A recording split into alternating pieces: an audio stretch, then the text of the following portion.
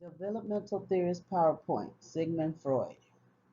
He is known for his belief in three parts of the self: the id, the ego, and the superego. Freud believed that people go through the five stages of psychosexual development: oral, anal, phallic, latency, and genital.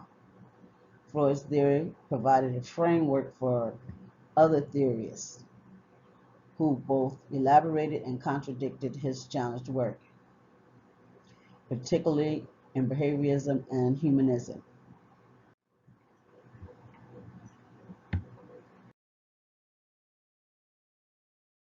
Next, we have Erik Erikson, and he's known for his psychosocial theory stages.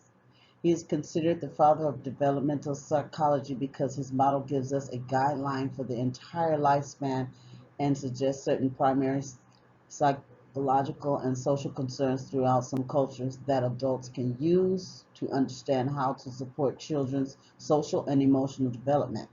Erikson believed that our personality continues to take shape throughout our entire lifespan as we face these challenges in living. Erikson divided the lifespan into 8 stages. In each stage, we have a major psychosocial task to accomplish or crisis to overcome. The stages are trust and mistrust, that's from infants 0 to 1, with basic needs that they need from adults. We have autonomy versus shame and doubt. That's from 1 to 2 year old mobile toddlers when they learn basic independence. And we have the initiative versus guilt. That's from 3 to 5 year old preschoolers when they start going to kindergarten and they have this want to do things by themselves and they say, oh, I did it all by myself.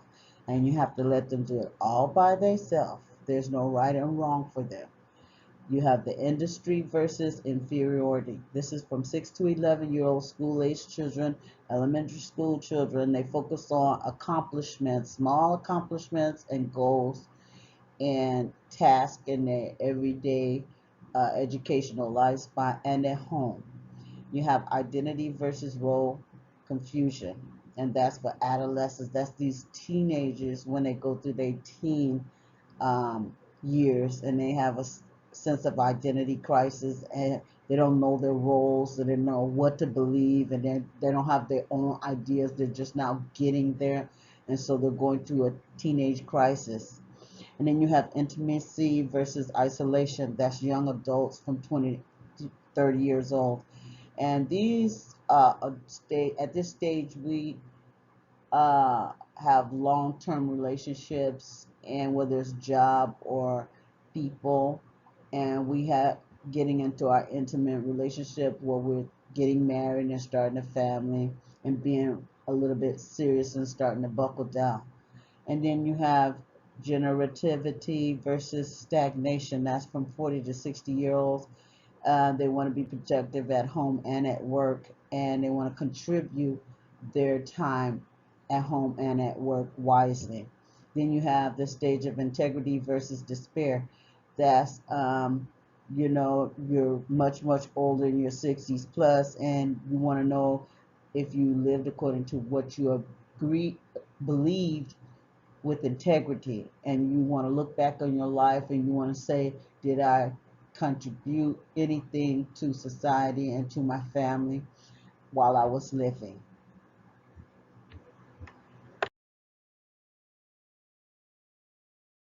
And here we have Ivan Pavlov. Pavlov was interested in digestion, so he was known for his classical conditioning when he experimented with dogs. He recorded how much they salivated when they ate. The dogs, however, learned to associate footsteps to feeding time and food, and this caused them to salivate before they even started eating. This learned response to the footsteps is a conditioned response, and a salivation is conditioned stimulus. Now, the salivation response stays the same whether it's natural, like when they were eating, or unnatural, like when the footsteps were coming. If it's natural, it's called unconditioned. And if it's controlled, like the footsteps, I'm sorry, it's called conditioned when it's natural, when they salivate. And when the footsteps come, that's called unconditioned. And this experiment, however, it also inspired other theorists. One in particular, John B. Watson. He used the classical conditioning to experiment on an 18-month-old baby, little Albert. His belief was that all emotions such as fear stem from classical condition that is learned. Watson filmed his experiment and used it to demonstrate that he could help parents achieve any outcome they desired from their child. Through his expert advice in newspaper articles and magazines, he gained popularity with parents who eagerly accepted into their households as a child rearing applications all his findings.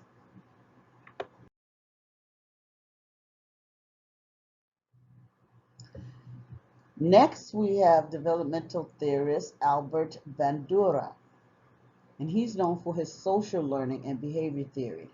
Bandura noted that many behaviors are not learned through any type of conditioning, but rather through imitation.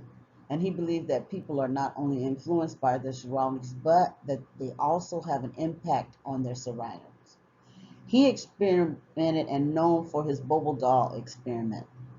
With the Bobble doll experiment, what he did was he began by conducting an experiment in which he showed children in a film with a woman hitting an inflatable clown or Bobble doll. Then he released the children. They were allowed in the room where they actually found this Bobble doll, and immediately they began to hit it. And this was without reinforcement or even being conditioned to do that. They were naturally doing that. And that was his contribution to child development, is learning how to do things socially, and their behavior is socially as being done from as they see other people did, like the adult did with the Bobble doll.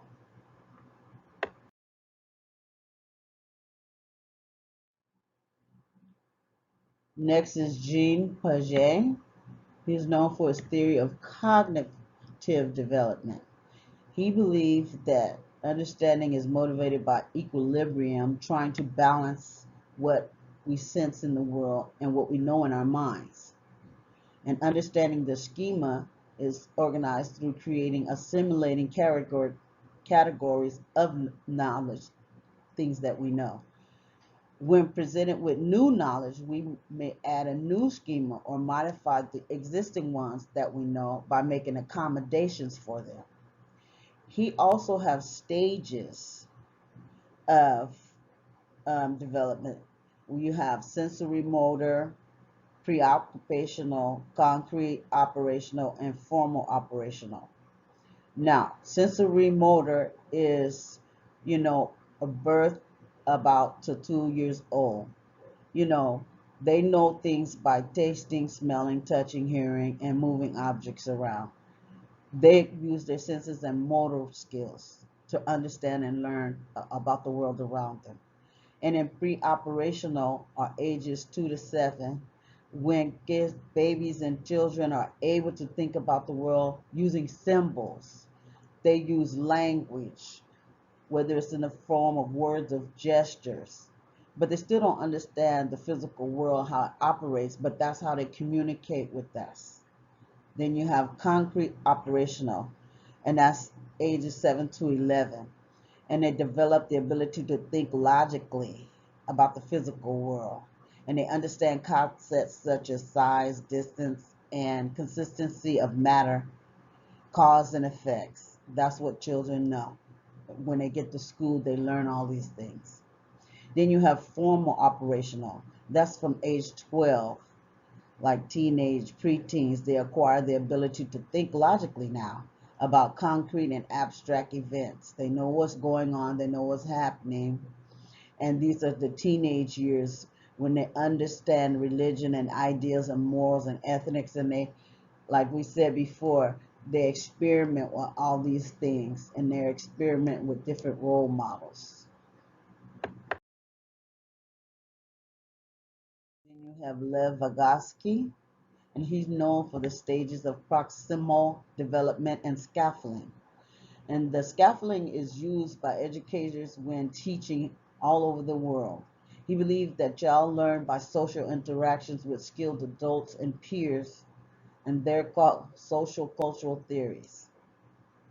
Now, scaffolding is teaching a child to perform a task by speaking to them and describing what you are doing as you demonstrate the skill to them. You let them work alone and you let them do it. And while you are letting them do it, if they need help, you give them help when they need it. But once they know how to do it or somewhat know how to do it, you let them do it on their own. And you give them braces and you let them do it on their own until they actually need your help. And then that's when you step in and you help them. Okay, next we have Yuri Bronfenbrenner. Now, he is known for adding important element to a child development with his theory of systems that influence the child and are influenced by the child. He believed that the people involved in the child's lives, when and where they live, are important considerations. He created a model of 5 nested systems. One is microsystem, which directly deals with interactions on the child's on a daily basis, such as parents, siblings, peers, and teachers. You have the mesosystem, which is interactions surrounding the individual, the child. And the relationship between the parents and the school, for example, will indirectly affect the child. They don't affect the child directly, but they indirectly affect the child because the parents and the school come together and they have interactions with the child. You have the ecosystem. That's like mass media and healthcare systems that impact families and peers and the school who operate under policies and regulations, and that affects the child, not directly and not indirectly, but through the policies and regulations because a child has to be immunized to be in school. So that's a healthcare and school relationship dealing with the child. Then you have the macro systems, the cultural values and beliefs. These are the ideas and the expectations that will ultimately impact the child. What they cultural like, what are their cultural like values at home and their beliefs at home and the ideas at home. Then you have the chrono system. This is cultural value changes over time as they get older, as do policies of educational institutions. So everything changes. You have curriculum that changes, you have rules that changes at the school, and this affects the development of the child at that point in time.